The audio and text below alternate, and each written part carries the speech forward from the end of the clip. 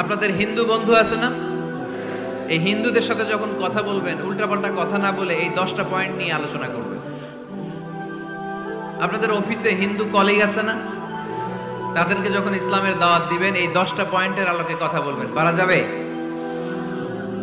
আপনাদের এই ব্যবসা প্রতিষ্ঠানে এই বান্টি বাজারে হিন্দু ভাইদের দোকান আছে না?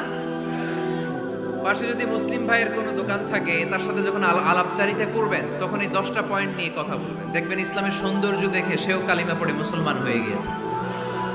কিন্তু অন্য ধর্মের এরকম অনেক বিধান আছে যেটা রুচিতে নেন।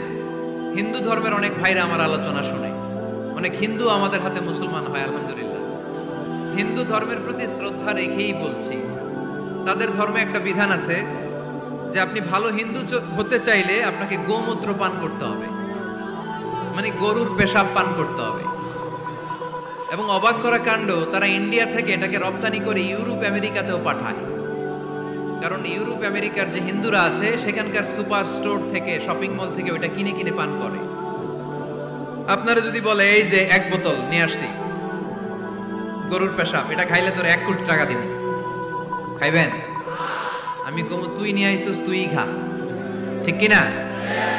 কারণ আমাদের রুচিতে এটা ধরে না, ইসলামটা আমাদেরকে শিখায় নাই। তো ইসলামটা হচ্ছে রুচিসম্মত ধর্ম, স্বভাব সুলভ ধর্ম। তারপরে হিন্দু ধর্মে ছোট বাচ্চাদেরকে পবিত্র করতে হলে, মেধাবী করতে চাইলে গোবরের স্তূপ করে ওখানে ফেলে দিতে হয়।